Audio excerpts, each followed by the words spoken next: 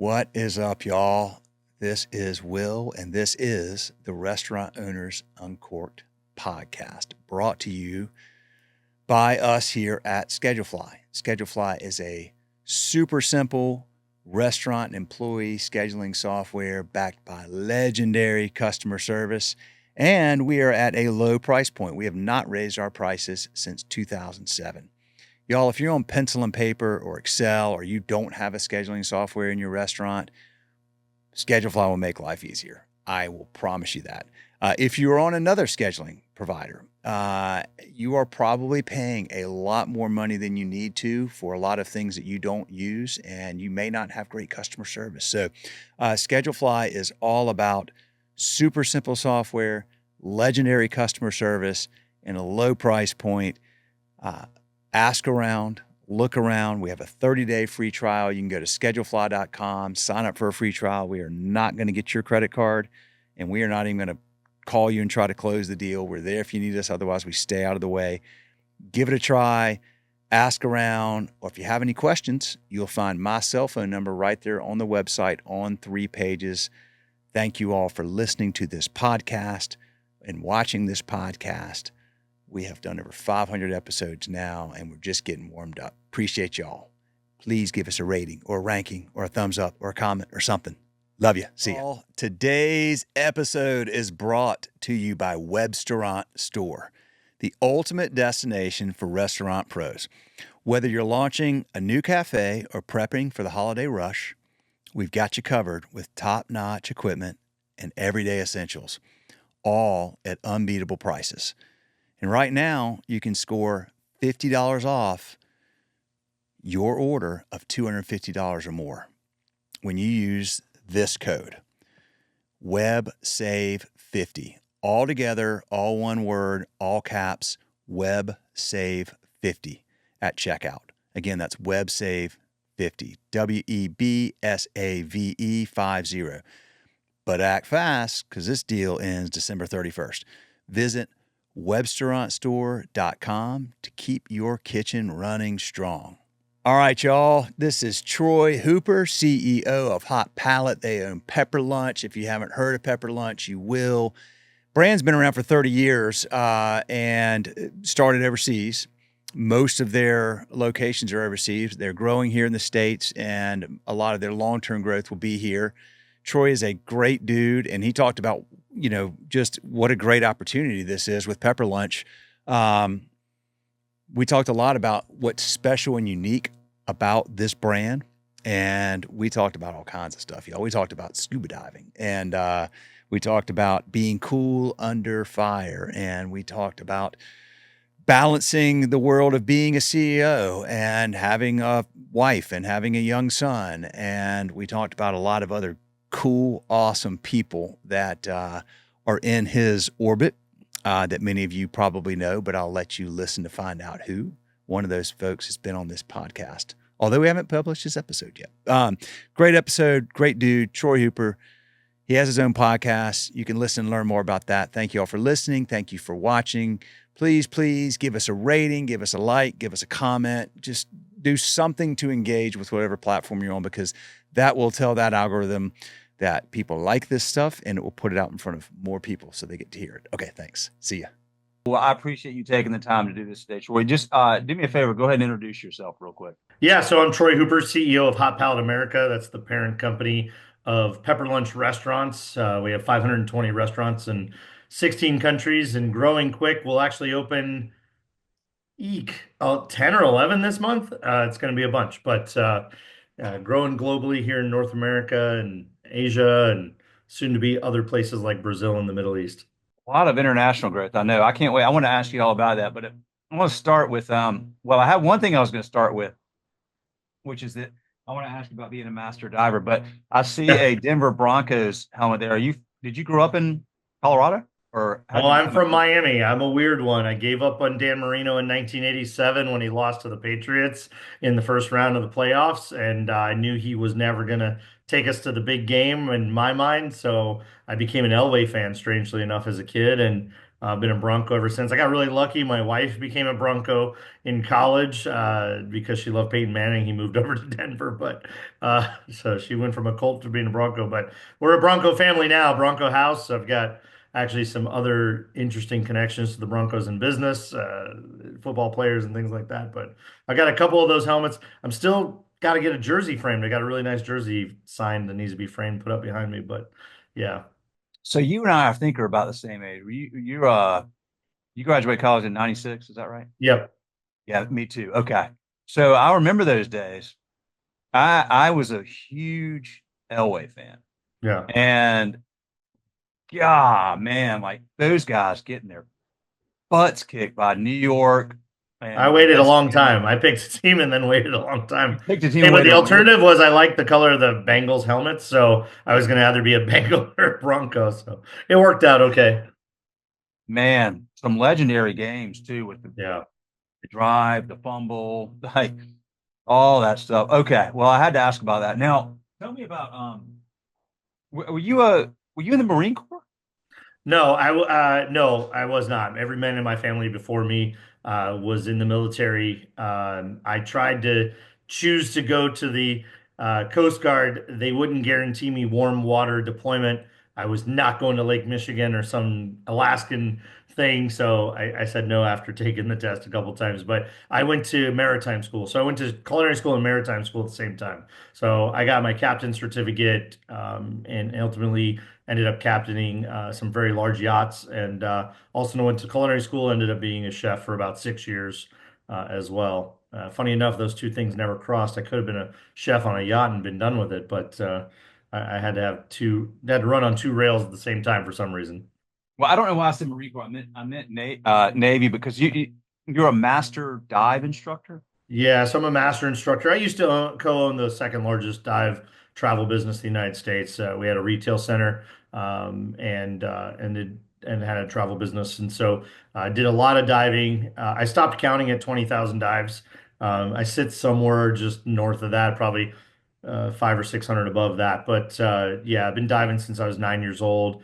Grew up on the water on boats, and just been fascinated with the underwater world ever since. I like warm water with colorful fish, man. I kind of just like the aquarium lifestyle. So I've been doing that for a long time. But yeah, I did a lot of instructing and done a lot of very unique kind of diving in the world. It's been my thing for a while. I haven't been able to do it for a couple few years now with work, but my wife and I have been talking a lot about getting back into it here soon. We live in California. The water's very cold. It's like Yeah. a high of 60, average is 52, 54 degrees. So dry suit weather, it's pretty unique kind of diving. Not something I want to do all the time, but look, get on a plane and go somewhere warm and enjoy. Well, don't you got restaurants in a bunch of places that probably favorable to diving, it seems like. Yeah, we love our ones in Australia, but my counterparts in Asia keep telling me to stay home, and they're going to go to Australia, so they keep going down there and having a good time. But yeah, we got some cool spots, and continuing to grow places where we'll have a good opportunity to get around some water. We got St. Petersburg, Florida, coming up here in January, opening up, so we'll get back over to the Florida side pretty soon. Well, the reason I asked is not just a random question because I think about this might seem kind of weird. I'm kind of philosophical, but I think that so being underwater, especially so if you're underwater, to me, like I've always had this like weird, I don't not fear of drowning, but I get claustrophobic underwater and you get kind of scared. And I've actually used that for the last few years when we moved to our place we have now. We have a little pool, and I've like forced myself to spend a bunch of time underwater, and because I'm trying to learn to be calm under pressure. And I feel like and I may be wrong about this, but just if you're able to remain calm when you're underwater and your body's like saying, just screaming at you, you got to get up, you got to get up. If you're able to do that without panicking, I think or hope that that skill permeates into, life as a parent and life as a business owner, where you have to learn to be Yeah, calm under a lot of pressure. And then I particularly think about you because I think about life as a business owner is one thing, life as a business owner in the hospitality business is a whole other thing. And one thing I have learned all these years doing this podcast is utmost respect for people in the restaurant business, because I don't think I know that most people don't have a clue how incredibly challenging every single day can be in the restaurant business. And if you don't have the ability to kind of stay calm when stuff that you did not plan for happens, you're going to have problems, because stuff that you don't plan on happening is going to happen like daily. And that may be a literal fire, it may be a metaphorical fire, but it's a lot of stuff that you're not accounting for. And I, I, I, I believe that at least what I've learned is the people that are really successful in the restaurant business for a long period of time that have sustainable success. I've not come across one that doesn't know how to handle a whole heck of a lot of stuff at once and stay pretty freaking cool about it and pretty Yeah. freaking calm. I think that's an amazing skill set.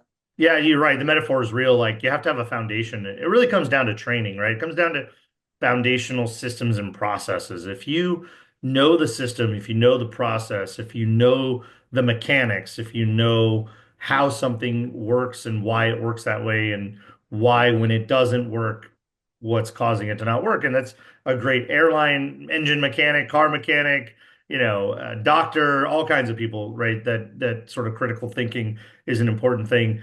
Diving's the same way.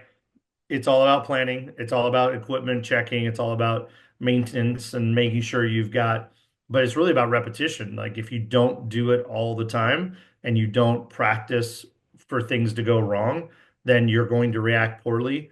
And in diving and in business, if you react poorly, the outcomes are less favorable. Some are life-threatening. So, yeah, it is a good metaphor, I think, for life and for business in particular. I had to learn that.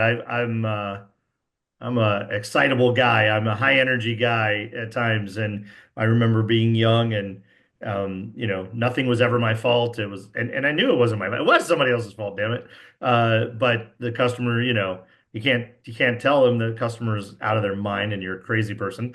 But yeah, standing there getting yelled at 7:30 in the morning in a hotel lobby by somebody because the we ran out of raisin bagels and we had 8 other kinds of bagels, but that didn't matter. We were the worst human beings on the planet, and how could we ruin their vacation because we didn't have raisin bagels, you have to be ready for those, and the only way to be ready is to actually practice it in your mind, practice it, in repetitious mock trial, so to speak, or be on the floor. I mean, the other part of that is in the restaurant business, you got to be out there. You got to do it. You can't just be academic about it. You can't just be theoretical.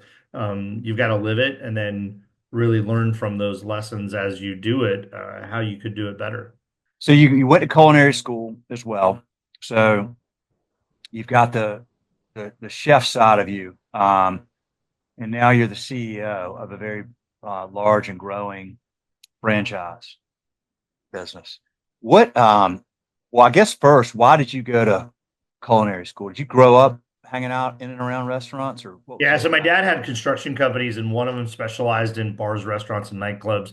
And I think he did that so that he could get free drinks anywhere he went in town, ultimately. And I spent a lot of time with him celebrating the openings of those places, but most of the time on the construction site. I just thought I wanted to own a restaurant. That was just, oh, this is the coolest thing. I want to own a restaurant. And I thought to own a restaurant, you really had to be a chef. You had to know, you had to decide what your food was going to be and how to make it. So I went to culinary school with that mindset. And then while I was in culinary school, really caught the bug. My whole family was entrepreneurs, and my dad was a very successful business owner. And really just thought, well, the best way to, if you're going to own your own business, not only do you know how to, a restaurant, you need to know how to cook and do that side of the business, but you need to know how to run the business. So I went to business school after college and got my business degree, and that gave me the bug for the front of the house, the executive, the ownership, whatever parts of it, right? The actual operations of the business itself and building a business.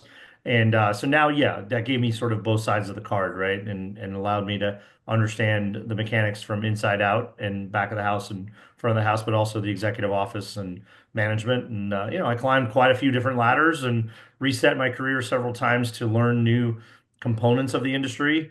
and really find where I wanted to land. And fast casual QSR bit me in the butt, and I've been here since 2017 and loving every second of it. What about it? Yeah, pace. It's the pace. Fine dining is awesome. Worn the suits, met the celebrities, dined with had the greatest wines and best food in the world. It's a different pace. That's more of putting on a show, a Broadway show or a concert every day kind of a thing. It's very programmatic. To your point of sort of the unpredictable, the fast-paced nature of QSR fast casual, the fast turnovers, the production, the volume, all of that energy that goes with that, but mostly scaling, right? I like the idea of replicating things. Like every time you do something, you try to do it exactly the same way, it's going to be completely different, right? There are no two pepper lunches in the world that are the same. There just aren't. They're very similar, but they're not exact, right? And the day to day varies in that environment. But I like the idea of scaling and growing a business, and the QSR fast casual world puts you in a position to have continuous growth like that, where fine dining or full service restaurants, you may build more of them, but if you're a hospitality company and you own 10 to 30 stores, you're huge in that industry. Whereas in fast casual, we're in the hundreds to thousands, right? So I'm addicted to that pace. Yeah, you like that fast pace. I got you, man. High energy dude. Makes sense. Constant challenges, constant changes, always something happening, always something exciting, always some new challenge to solve. And quite a bit of growth for y'all. Tell me about Pepper Lunch. What's the backstory? Yeah, Pepper Lunch was founded exactly 30 years ago yesterday. We had our 30th anniversary officially. We've been celebrating it all year long. Founded in Tokyo, Japan by a master teppanyaki chef. It's actually the fast casual version of a popular full service restaurant called Ikanari Steak. And the founder wanted to have a more accessible, more affordable, fast-paced restaurant concept to complement the full service version of it. And it grew very quickly. We franchised the very first year in 1994 when it was founded, and we were grown very quickly throughout Asia through the Suntory food and beverage business as our franchisee. And in 2020, our private equity firm bought it. 2023, I started as the CEO. We've been growing very rapidly. When I got on board, we were 389 stores. We're at 525 today. I think we opened five in the last 5 days. And we're in 16 countries now and growing quickly, expanding not only to new countries, but organic growth within those countries. A big part of our growth trajectory is the United States, here, US and Canada. Future will be Brazil. We're working on the Middle East now. But it's a Japanese fast casual hot plate concept. We superheat an iron plate to 500 degrees with protein rice or protein pasta and vegetables on the plate. We have six different sauces from curries to kimchi to garlic sauce and steak sauce that you can put on, and you basically get to sizzle it your way. You get to cook the steak and mix it the way you want it, and as much sauce or as little sauce or as no sauce as you like. And it's experiential fast casual. I don't know of any other in and out in under 25 minutes, under $20 concept you can walk into and have an Instagram worthy shareable experience like ours. So that's an element that's really interesting as well. We're in 3 states open right now in the US, but we're adding 5 stores over the next 4 months in multiple states. So we'll be in Arizona, more in California. We're going to Florida for the first time. Soon to come to also Utah, building in Hawaii, building in Nevada, and more to come. So a lot going on there. How much of your growth in the next few years is US versus not US? Yeah, so we open about 50 or so stores organically throughout Asia. Australia opened a couple stores this year. Going forward, the growth by volume of units will be about 30% more in the US than anywhere else in the world.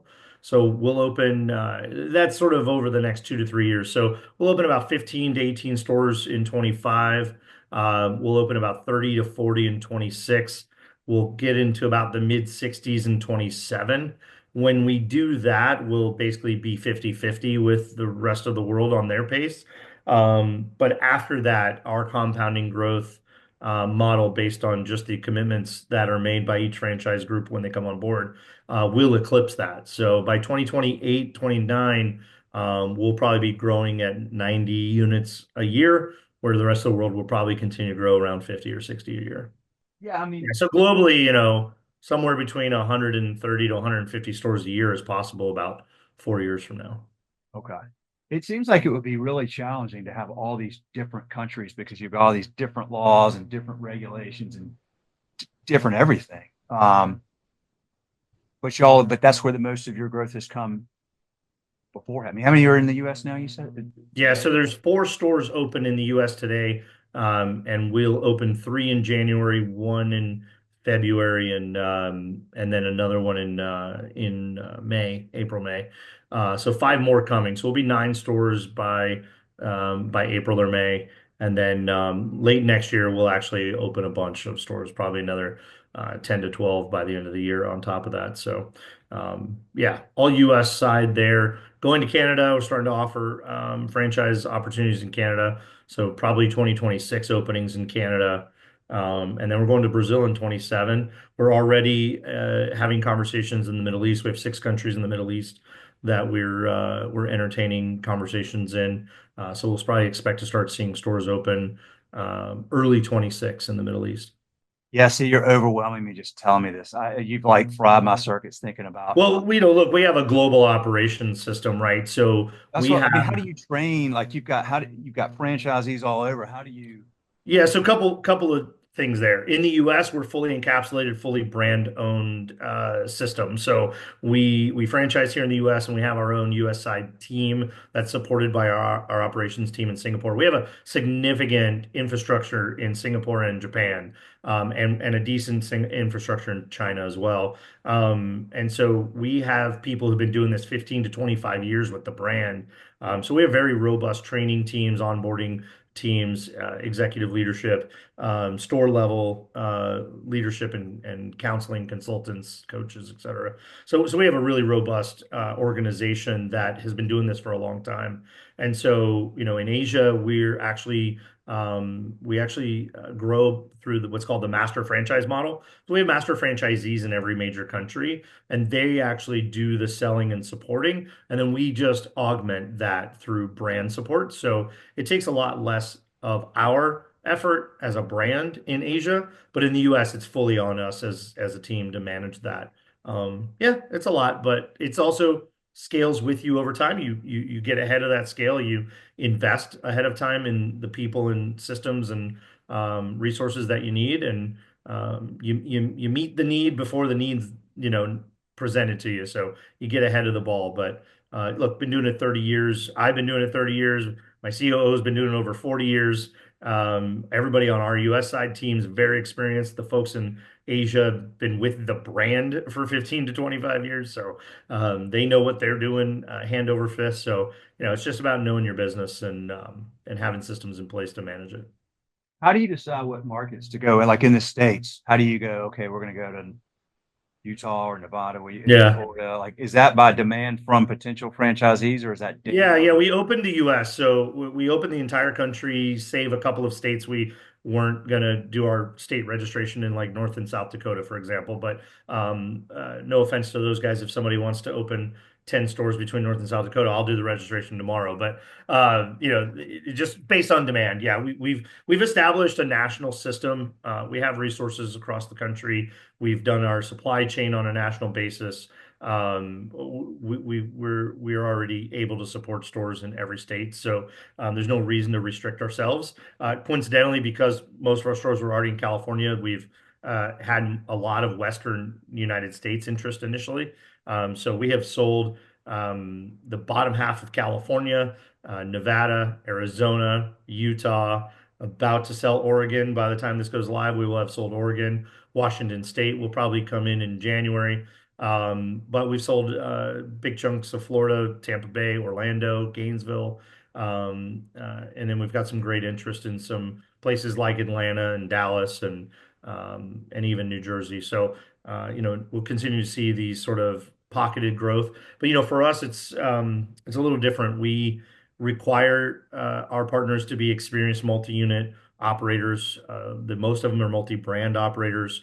We require them to open stores in a market of their competency, somewhere that they have or do own restaurants already, so they know the market. We have national realtor teams, local realtor teams, traveling training teams. So we're well positioned to support the growth in anywhere that it comes from.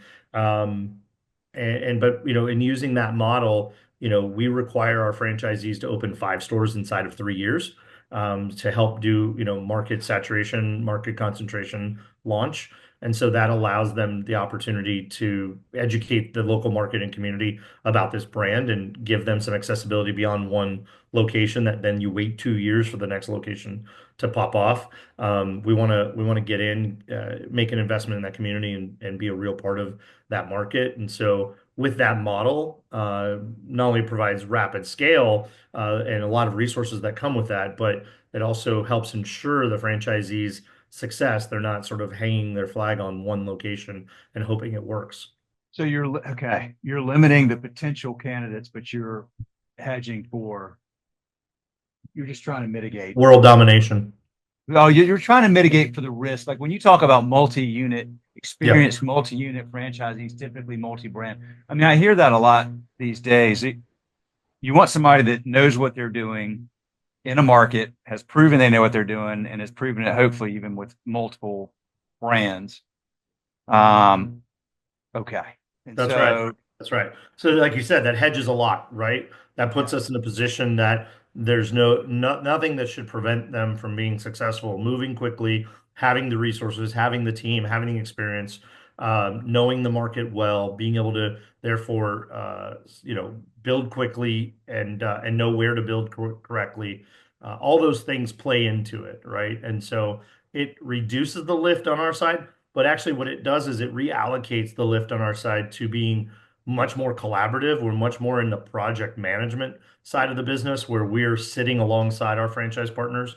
And we've solved all the problems. We literally have mandated almost the entire vendor and supply chain and technology stack. So we've really pre-solved all the problems for them as well.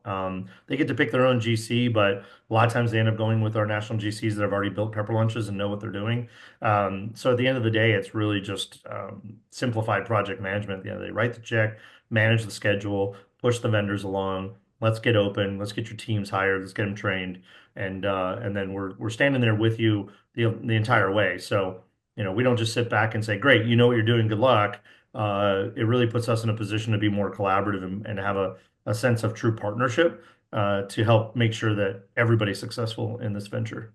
Yeah, I mean, a lot of times I think in the world of franchises, it seems you've got folks that maybe they're in corporate America, and maybe they're our age, they're 50, and they're just kind of done with this, and I want to be an entrepreneur. I know I've got it in me, but I don't want to just do this from scratch.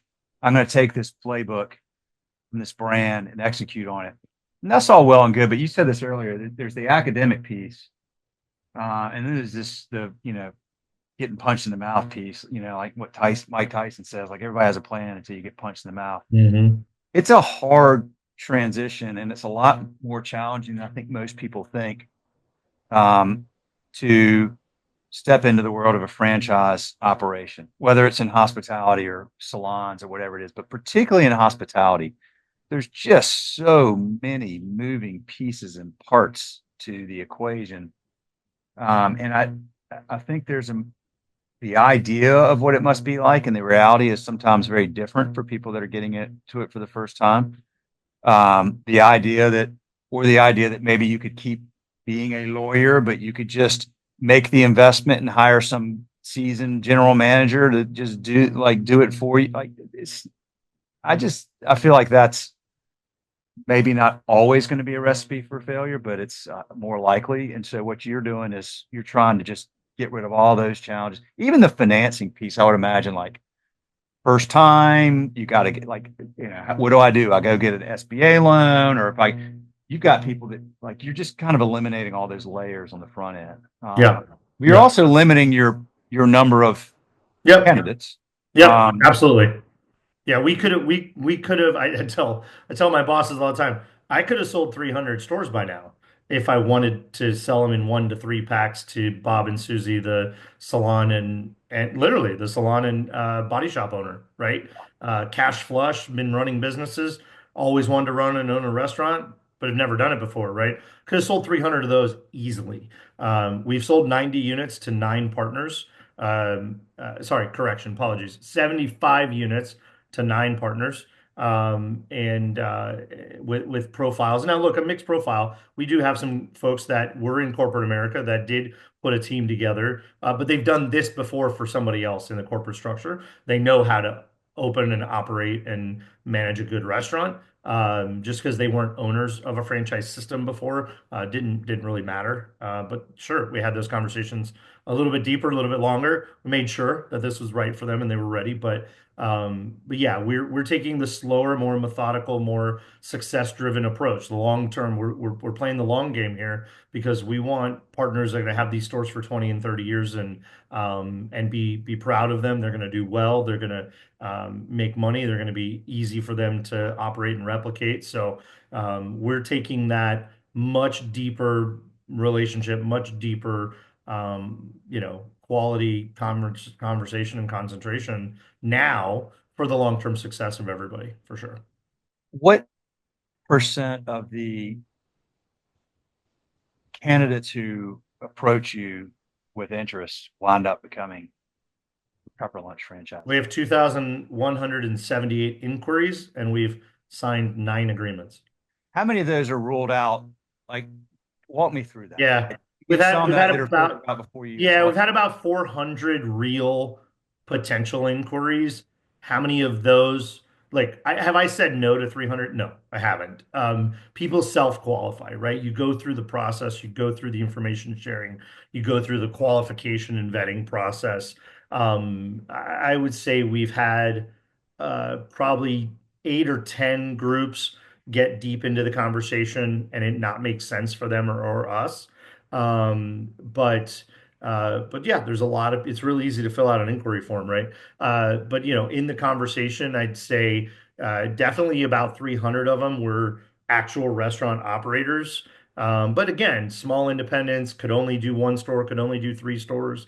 Some of them were in places we weren't ready to go to yet, regionally.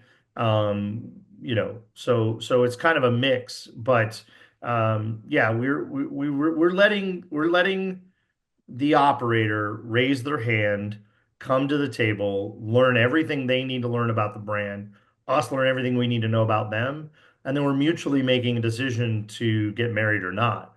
And it's okay. It's like, you go on a lot of dates with a lot of people till you find the right ones, and you find more than one right one sometimes in your life.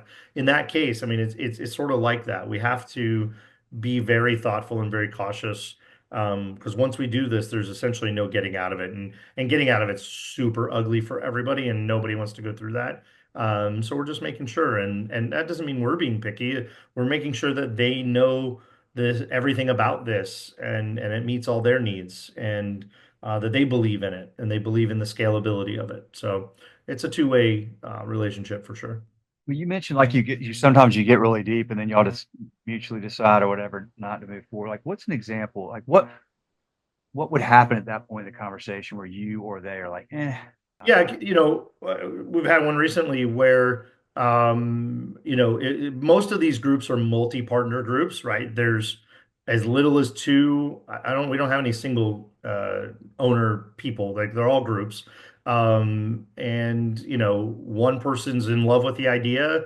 They got to get the partners on board. Sometimes there's some financial stuff. You got all your ducks in a row. You got everybody set up, and one of the partners gets cold feet, or we had one where it was a family situation. Money was in the bank and literally being wired to us, and something came up with the family, a very serious emergency came up with the family, and they bowed back. They pulled back, and their contribution was eliminated from the equation. So that ended up being fixed over a little bit of time. It delayed that partnership, but they went and found a new partner to fill that hole. And so you just never know. Just weird things like that. And the other side is us, right? The other side is, we need to get to know you. You need to know this is how we operate this system. And by the way, you've been a franchisee of another brand, every brand does it differently.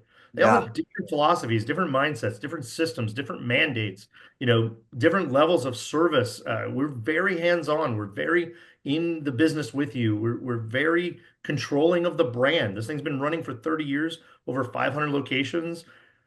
we we serve a lot of food to a lot of people every day worldwide. Like, we've been there. We know what works. We've solved a lot of the problems. So, some folks want to have a little bit more self-control, self-governance. They look at us as a startup brand, because there's only four in the United States, but we're not a startup leadership team, and we're not a startup brand globally. So, we're not here to be told how you're going to show us how to do it in that market, because that market's so different. Running a store in New Orleans versus New York versus, Connecticut, they're so different. There are some nuances to every community and every market, but yeah, there's some mindsets like that out there. So, all of those dynamics come to play when you're going through the process. What are some of the markets that y'all would like to be in, but you're not yet, but you don't have the right person yet, but you'd like to be in? Yeah, New York, I mean, New I'm sitting Jersey. in Charlotte. I'm wondering if y'all are Yeah. coming to the We've had Carolinas. we've had a couple of inquiries, a couple of starter conversations in Charlotte. They weren't folks that were really financially able to pull that together, but yeah, absolutely. The Tri-Cities between Charlotte and Raleigh and Durham, Chapel Hill, we think all of North Carolina is a win. I'll tell you the biggest opportunity out there that nobody's realized and grabbed a hold of, I think, for this brand is the greater DC metro area. So you get inside and just outside the beltway of DC. Population diversity, the diversity of the population, and the size of that market. Loves international food, loves Asian food. DC's huge, but yeah, New York, New Jersey, DC. We've had quite a few inquiries from Atlanta that we've talked to. I'm a little surprised, to be honest with you, if you're listening and you're in Illinois, if you're in Chicago. Again, amazing food city, international food city. They love Asian there as well. Not really sure why we haven't had any inquiries from Chicago, other than we were not registered there officially until a couple months ago. So we actually proactively avoided marketing there. So we've started to direct market into the greater Chicago area to sort of get some attention there. But Chicago is one of those, I don't want to say closed community cities, but it's a really tight-knit industry community there. Lot of legacy operators in that region. So there's sort of a little bit of a dominance there among them. So I understand that aspect of it as well. It's kind of the old school as New York, similarly in that way, right? Do you do all this? Is this in-house or do you outsource creating awareness and selling it? Yeah, it's a blend, quite so our sales leader, Paul Tran's been doing this a long time, sold over 1,000 stores in his career. He's been a multi-unit operator of multiple brands. He's actually a franchisee now of Pepper Lunch. He has 5 stores coming. He's opening, actually, the next new store opening is Paul's store. But he's in-house, he's on team. And then we have a creative director on team that manages the digital sort of awareness campaigns. And then we outsource to contractors for social media management and community management and ad spend management and stuff like that. So it's a hybrid, a couple of leaders on the team that sort of manage the process and the vendors, and then a lot of outsourced services and ad spend and things like that. Outside of the food's got to be great, and you obviously have a unique offering, but what makes the brand great for the consumer? Yeah, it's the reason that myself and my COO Mark came out of our consulting practice and came onto this team full time. It's exactly the reason, which is the business value propositions. If you look at it as an investor, if you look at it as an experienced restaurant operator, and you say to yourself, what are all the issues? And you look at any brand that I could go out there and franchise, what are the complexities or the difficulties that I'm going to encounter in running that business? And I look at an independent restaurant operator, and that's the hardest job in the world, right? Now, if you're going into a franchise, what things have they solved for? Well, this brand particularly has some inherent value propositions that are very unique. It's an extremely simple operation. We don't cook anything in the building. So we measure or portion, assemble to a very tight specificity, a spec, and then we deliver with great hospitality. That's our job. We have no prep labor at all, zero prep in the building. So it's an advantage on labor expense. We have no skilled labor. You don't ever have to work in a kitchen to come into our restaurant and learn how to do the kitchen and the pepper lunch. Don't ever have to have done it. So therefore, your average hourly value per employee comes down because you're not paying skilled culinary labor. Low labor, right? So we run stores between 4 and 6 employees can run a store at peak. So you have a busy lunch rush, you got 5 or 6 people, but during normal hours, you're running it with 3 or 4 people. So total labor cost way down, right? The lack of complexity, right? We're not making sauces, we're not slicing, we're not dicing, we're not chopping, we're not, trimming meats, we're not rendering fish, right? Everything comes in ready to go for us, spec'd by us from our very highly vetted vendors, period. So that lack of complexity equals consistency. You can do this product very consistently, very fast, repetitively over time and get the same thing out the door. So you eliminate a lot of that issue of inconsistency of delivery to the guest. The guest experience is very consistent, both in the food product and the hospitality and the timeline. We can get you the food within 3 to 5 minutes. You're in and out in under 24 minutes. You spend usually on average $17 to $20. So it's very consistent and predictable. Consumers love that. They love predictability. I know I'm going to get what I want, how I want it, when I want it. I'm going to get in and out. I'm going to spend. I know what I'm going to spend. There's not going to be any surprises. This is easy to understand and choose on a regular basis. So simplicity, lack of complexity, low labor, total labor cost overall. We reinvest into the ingredients. The ingredient quality is way off the charts for the price point you pay. So the value proposition of what you get, both in portion, quality of ingredient, flavor, chew, all of that's amazing. And the portion, like it's hot. It's a nice, hot, clean meal. You add sauce if you want, but if you don't, it's salt, pepper, protein, rice, and veg. So it's a really clean meal. You're going to feel good about it an hour later. So some of these from a business perspective are highly attractive, right? Less people, less problems. Less people, less money.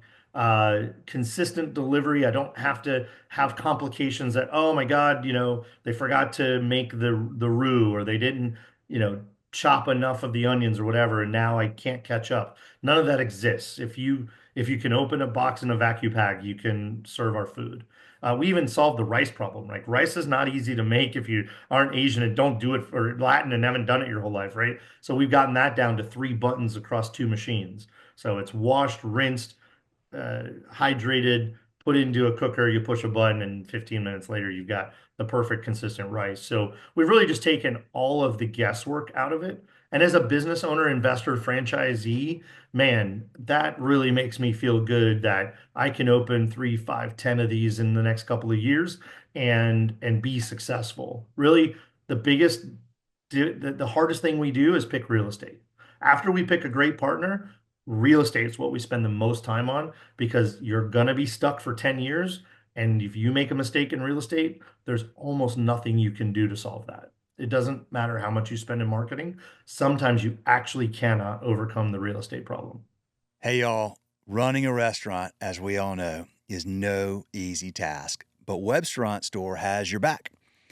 From heavy-duty equipment to everyday kitchen essentials, we've got everything you need to stay stocked all year long. And right now, you can save $50 on your order of $250 or more when you use the code WEBSAVE50 at checkout.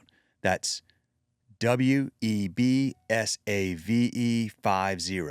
WEBSAVE50. But hurry, this offer is only available until December 31st.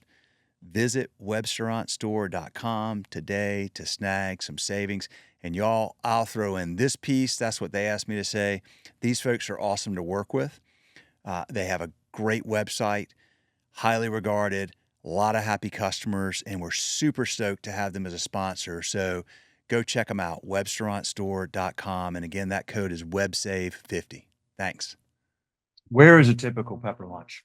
Is it like a strip mall or is it Strip mall, 1,700 to 1,900 square feet inline. We want to be next to Chipotle, between Kava and Sweet Green, something like that. But having some Asian food in or near us is helpful, right? Because people that are looking for Asian food will find us and discover the brand. But we don't have to be in an Asian-centric community whatsoever. Folks of all, nationalities and ethnicities love our food. It's very approachable. If you like teriyaki chicken, you're going to love Pepper Lunch. It's pretty simple. You like teriyaki? Okay, got you. So tell me about real estate then. That's the big challenge. Like, how do Yeah. you mitigate the risk of that? You can't be perfect, I'm sure, but A lot of data, a lot of people, and a lot of conversation. So we start with a data set. We have a very robust data set about who our customer is that's been coming to us for now 5 years of data that we have. We understand who our customer is internationally, but certainly locally in the US across multiple markets. We have a robust data set that we've built a demographic avatar profile, et cetera. We have about 360 metrics that we measure. We really focus on about 20 of those. That's about 50% of the picture. Does this community meet at least the minimum benchmarks of these data sets that we've determined are key drivers to our success? Okay, that's one. We have a couple of different national real estate teams that have different capabilities in different regions. So we lean on them to bring data and human resources to the table. They have relationships with landlords, right? Because they're national brokers. So they have access to folks directly where we're not knocking on doors and calling numbers and windows. We then, working with them, get a local market expert. So we get a local market restaurant specific realtor in that market. The best one in that market is who we're finding and we're working with. We're, of course, using our franchisee, who is an experienced operator in the market. And we're talking to them about what's worked and hasn't worked with their stores, their brand, what's coming in that community. Between all of these resources, we're really looking forward. What's being built, what's being remodeled, what's being, infill, et cetera. What's going on in the development landscape? What's changing in the community? How do we get ahead of that? How do we plant our flag before that growth comes to that spot? And then we have us, which is an experienced team that, collectively have opened over 1,000 restaurants in our career. And, there's an intuition there. There's a knowledge. You can go walk and drive a market in a plaza. You can get all of this data in your head and go see it, and get a feel for who the customers are, how they travel, how they move about, when and where they eat, when and where they shop, when and where they recreate. And you can get an intuitive sense that we sort of add as that cherry on top. But yeah, we spend a lot of time. We have a team of people. We have weekly calls with all of these stakeholders, evaluating every aspect of every space. And look, if they can't get 400 amps of electricity to our space, it could be the best space in the world. We can't operate. We're a gasless all induction system. Our ventilation's unique. We float our kitchen. Our cook line is in sort of the front of the kitchen, not the back wall of the kitchen, where most second gen vents will be. So we have some specific needs, but at the end of the day, it's an inline 1,700 square foot shoebox. Like, give me some drainage and give me some ventilation, and we're ready to roll. But from that perspective, I can tell you that our Irvine Spectrum Mall location was built in 3 weeks. Like, we 3 weeks? yeah, it was existing restaurant. The only thing we didn't do was move the hood. And then we have a store in a box system. So we have all of our millwork equipment, everything spec'd and staged. So we have everything we need in containers ready to go. All we got to do is size the benches and count the chairs and drop the number of tables. So we've built a fully spec'd out millwork signage equipment system that we have equipment and product ready to go sitting on a shelf that we can drop into a store. So we can build a store very quickly. It comes down to MEP. Everything that holds us up is permitting. If it wasn't for permitting, we literally can open stores very, very quickly. But permitting is what slows you up at the municipal level, and then MEPs, where if we're having to move hoods or build new shafts or drop in higher levels of electricity, between permitting and construction to get that done, that's what really takes the longest. But we're not holding you up as far as, we have uniforms in the warehouse. We have all of our small wares in the warehouse. We have our induction cookers in the warehouse. We are sitting here ready to build 50 stores today, ready to go. So we're not going to hold up our franchisees. We're going to help them move as quickly as they can. With all these locations all over, and as CEO, I'm curious, what is it? I know a day, every day is very different, but I mean, do you travel a lot? Are you there? Or like, what's it look like for you as a CEO of this business? It seems like to me, I would imagine you're on an airplane a lot and flying all over, and but then A little again, bit. Yeah, a little bit. A lot of that. Lot of catching up at night and mornings and weekends on the computer stuff. Yeah, there's a fair bit of travel. Day in the life. I've got some phenomenal department leaders. Mark Bailey, our COO, is really driving the business from a resource capacity and capability standpoint.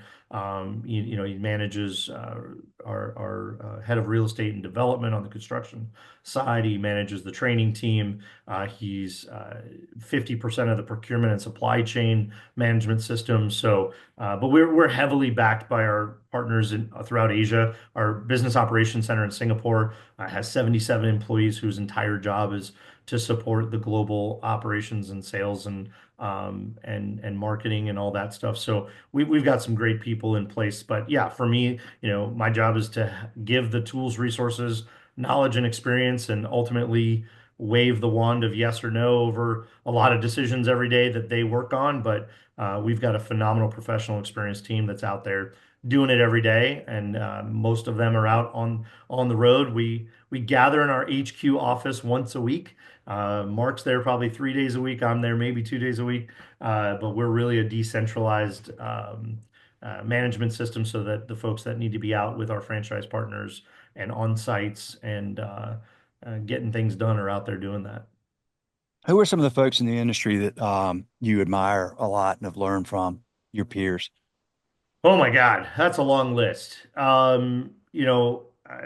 It's hard. It's not hard to say the list, but people who know me will go, "Well, those are your friends." Well, yeah, you should probably get close to and make friends with the folks that you admire. It's a pretty good way to learn and Yeah. absorb, right? But Jeff Alexander at Wow Bao, Greg Majewski at Craveworthy, Jeff Brock at Harget Hunter, Scott Taylor, one of the unsung heroes that I don't think a lot of people know a lot about Scott.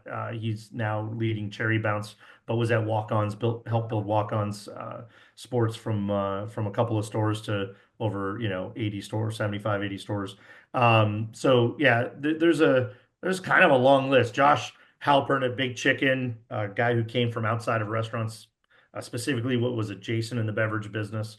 Man, it's a long list. Now I feel bad because there's a lot of people that didn't hear their names on this, but on a different level, I just named a bunch of CEOs, which I don't want people to think I'm living in some ivory tower with a bunch of CEOs on the golf course. I don't think most of us don't play golf regularly, but Sean Walchef has been a huge influence in my life. Sean's the owner of Cali Barbecue, but he's really becoming known as a media guru in the restaurant space. He built Cali Barbecue Media has done some phenomenal things, but he's held me accountable. I joined his online community on Clubhouse and then later LinkedIn, sort of from day one. And there's a really awesome community of operators, owners, franchisees, franchisors, a lot of adjacent suppliers and vendors in that community that don't show up to sell nobody's in there to sell anybody anything. We just show up as sort of a network group that supports one another and talks about all parts of life, not just in and out of the industry. But yeah, there's a whole list of folks like that out there that I try to spend time with, definitely follow, definitely listen to, but more importantly, can pick up the phone and say, hey, this is what we're working on. This is what we're thinking. What are you doing for that? Having that cohort of folks that you can bounce things off of that will also hold you accountable. And there's some giggling going on when they hear this because they know that they do. But Yeah. they hold me accountable and call me on my bullshit. But I've got some longtime mentors, Jim Mises. I don't want to forget to mention Jim. Jim's been a quiet guy behind the curtain in my life for a long time, and Jim, built Blaze Pizza, recovered Jamba Juice and Einstein's Bagels. He now has been in the background supporting the Dave's Hot Chicken growth. But Jim texts me and calls me and emails me and seeks me out at conferences, and he makes sure that I'm on the straight and narrow. And I'm not missing the opportunities and I'm not squandering opportunities and I'm refining and improving every day. He's on me pretty hard. So really, really grateful to have that kind of support. You cannot do this alone and you can't get it right by living in a bubble. That's for sure. Got to have some outside perspective. I would love to, if he does this kind of stuff, I'd love to have Jim on this podcast. I know of him. I don't know him. We're going to talk about one of those people that you mentioned, um, Jeff Brock. Yeah. So Jeff, I think it was just a day or so ago, I texted Jeff. I said, "Are you ready for me to post your episode yet?" And he's been waiting on me to post his. He came into this studio here in Charlotte Yeah. because he lives in Raleigh, right? Yeah. So he was in here like it's probably been 2 months ago, and he's been waiting to. He doesn't want me to post the episode until the new Harget Hunter website is Yeah. launched, Yeah. and He and he won't. He's been invited on my podcast. It is sitting in his inbox. My producer has reached out and said, "Are you ready yet?" He's like, "Oh, give me a couple more weeks." Like this is 2 months ago. He's like, give me a couple of months, some things I want to talk about, and we got some things going on. I don't want it published." I'm like, "Dude, let's record it and then we'll publish it whenever you want." But he's like, "No, there might be some developments." I'm like, "All right, man. We're good." But yeah, I've lived that exact scenario with Jeff. that's Come on, Jeff, hilarious. Well, put it out, man. Jeff, you got to. That's right, man. Put it out there. Well, he's been doing his webs. I tell you, man, we had a. I've been anxious to put his episode out because he's incredibly sharp dude and a Yeah. just extremely likable guy. And we had a just a great conversation. And he clearly is very well respected, very well known, very good at what he does, and probably. I mean, as far as I can tell, he's probably the most connected person in the industry that I've found. I mean, like you literally started rattling off names, and I was in my head going, "I bet I'll say Jeff Brock." It's Yeah. just like everybody Yeah. knows him. So Yeah. Jeff, Yeah. hats Well, off, here's bro. what you do. You make him jealous by getting Scott Taylor, his CEO of their subsidiary company, Cherry Bounce, their other fund, and you get Scott on the show and you publish that right away. You're like, dude, I got Scott on the show 3 weeks later. We published the show. He's showing you up, calling you out. Come on, Jeff. What are we doing? well, Love yeah, Jeff. He's a good man. he is. He's a good man. He's a good man. Tell me about. I know Sean, and I've talked to Sean before, and we kind of did like a we did a like a he was on my podcast, I was on Yep. his a while back, and I'm a big fan of what he does.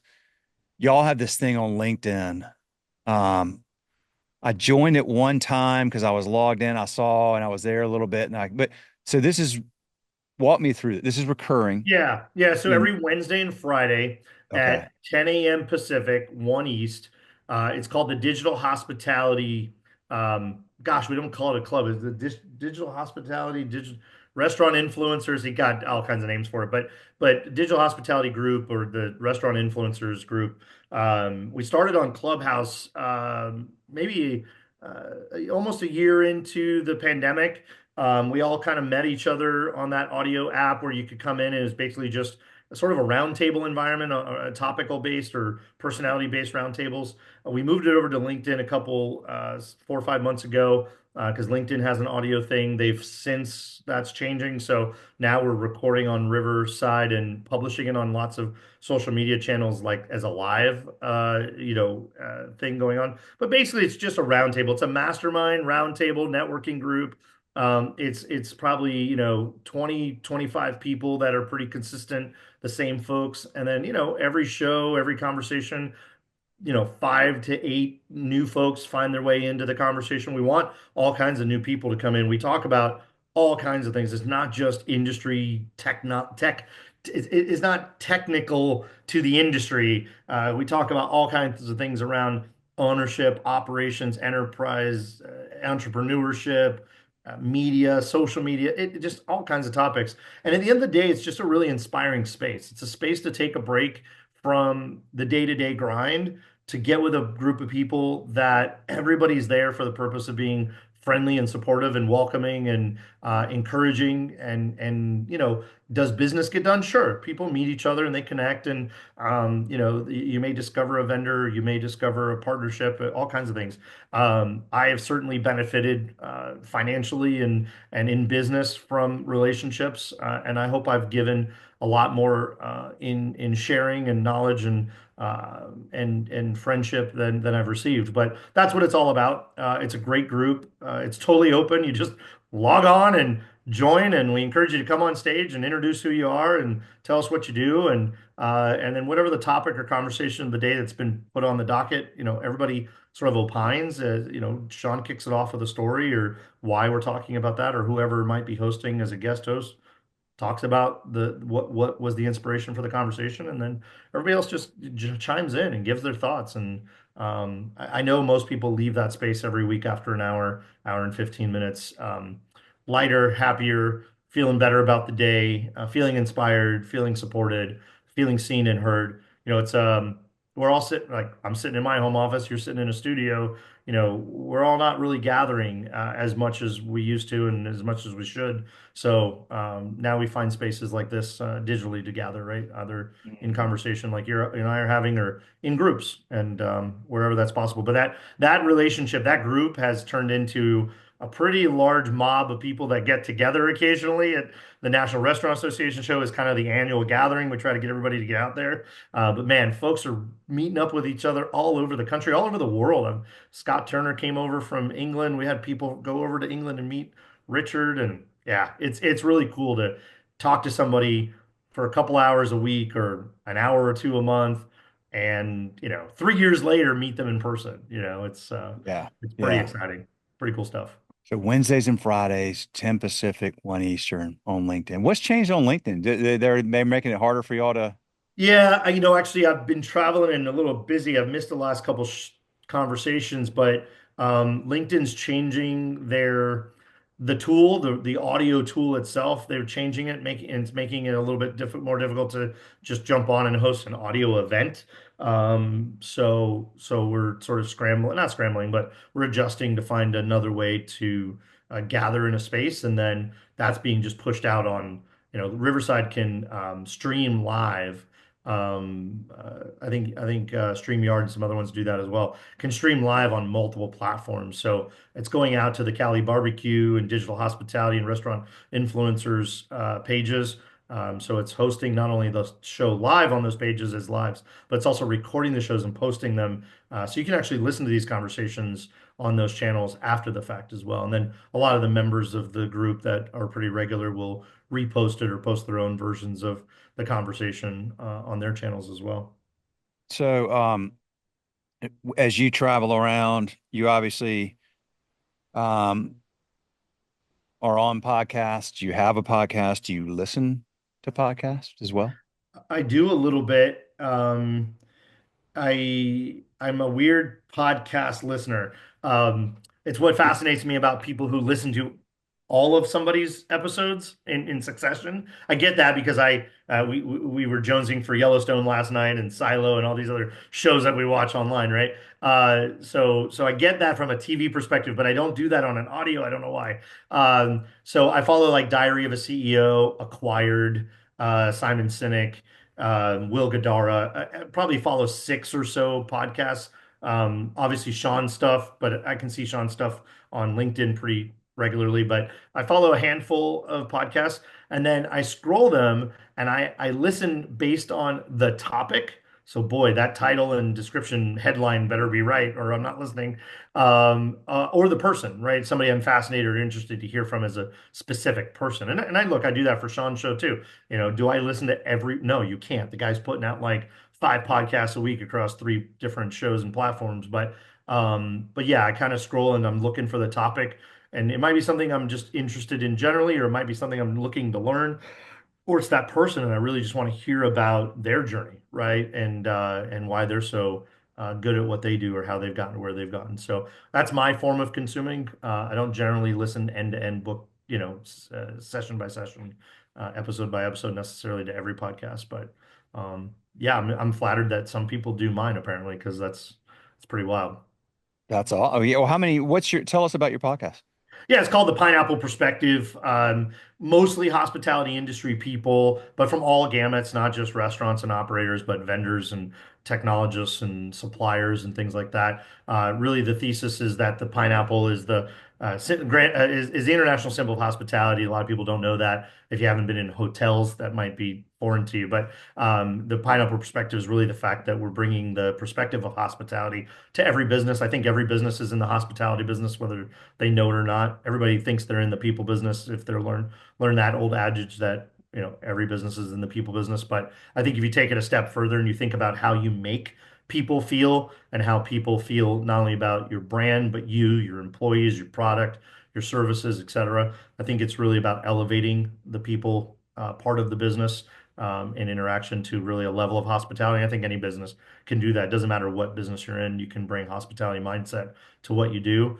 So we have a conversation about that. We talk about three or four questions generally around the something in the industry they know something about, what's going on, what's trending, what's on their mind, what do they want to talk about, and then we do a little infomercial at the end, talk a little bit about their business and give them a chance to be discovered and known and heard about as well. So yeah, 35 minute conversation usually. How many do you do like one a week or what's your schedule? Yeah, I batch record them. We'll do two or three in a day and then release them once a week, every Thursday on all platforms. I'm a very visual guy. I like the video version, so it's on YouTube as well, but you can catch it on Apple and Spotify and all those other places as well. And how many kids do you have, Troy? I got one 4-year-old boy. Yeah, Wow, one yeah, he's 4-year-old awesome. boy. He's awesome. Good He's for going through you, a man. little growth phase right now, so those can have their moments of challenge with emotions and Oh yeah. different things. But yeah, he's awesome. He's super cool. Do you and what do you do to I always like to ask just I'm curious about people in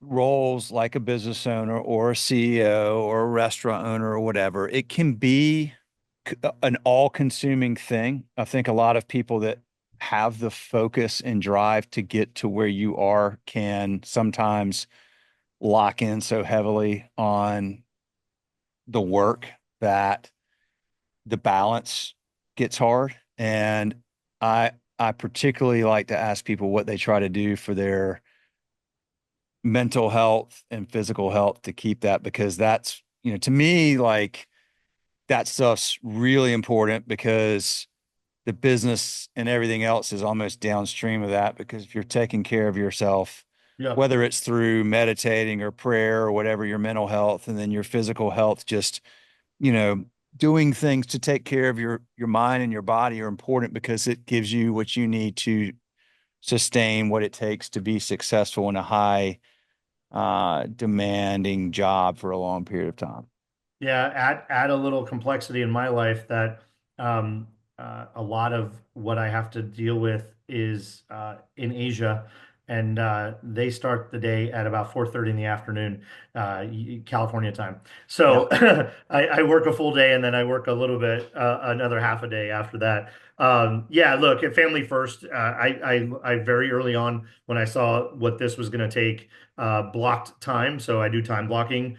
I don't always follow it in the work side of things, but I let people sneak into my blocks that I've blocked out sometimes. But yeah, I do time blocking. So from I wake up at 4:30 every morning generally. 4:30 to 6 is catch up on emails. I'm in bed, or I'm on the, I'm in my robe. I'll be very candid. But I'm catching up on emails, catching up on business social, so LinkedIn and all those communities and those people and supporting their work and their businesses and their thoughts. And then from about 6 a.m. to 8 a.m. is family time. I get my son up, my wife, while she's getting ready for work and all those good things. I get him up, do the thing. And then, yeah, and then I stop again at 4 o'clock, 4 to 4:30. I pick up my son from school every day and spend at least 2 hours with him, like 4:30 to 6:30 every day minimum. My wife tends to do the evening routine after that, but I do what I got to do when I got to do that too. And then yeah, I'm usually on the phone again, 6:30 to 9:30 most nights, or at least 3 or 4 nights a week with Asia. And so I do block out an hour a night every night with my wife.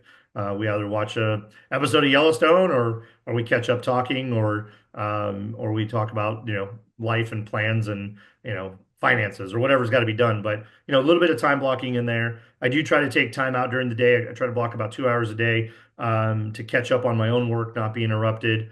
And then, something I do for my own mental health and physical health is I take a lot of calls while walking outside. I'm very fortunate to live in sunny Southern Yeah, California. there you It's go. 71 Good for degrees and you. sunny today, light, cool breeze. And so I'll put the earbuds in, and if anything doesn't have to be on a video call or whatnot, I'll at least, a couple of walks a day, get out and walk the neighborhood, or I'll go somewhere, go somewhere and get out of the office and work remotely for an hour or two, just to get some sunshine, some fresh air, work on a patio somewhere, something like that. So, try to balance out the environment, balance out the work versus focus on family time. And then, on the weekends, generally I unplug for one full day, and try not to pick up the phone on the other day as much. But, usually a little catch up on the weekends. And my wife is a high performing executive, and so we tend to split. Like a Saturday, I'll take my son to do something fun for a couple hours, give her some time. She'll give me a couple of hours, and then we'll spend the afternoon and evening together, something like that. But yeah, it's just about planning. Seven Habits of Highly Effective People by Stephen Covey. I picked it up when I was 26 years old. It's given me some structure. It's given me some tools to try to stay focused. But man, uh, the journal books over here are full of to do things. Speaking of, sorry if you're going to need to edit this out. I've got to get going. I've got another call. No, that's fine. I So, just realized what time it is. I've already gone into the next block of time, I bet. So, hey, no problem. Hey, Troy, thank you. Appreciate you. Appreciate the time. Thanks for what you're doing. And just for the whole hospitality community. And I'll let you roll, man. We'll hey talk man, again soon. appreciate the conversation. It's been really nice, really Yeah, cool. Appreciate it. absolutely. All right, All man. right, See we'll you. talk soon. All right, Okay, bye. bye.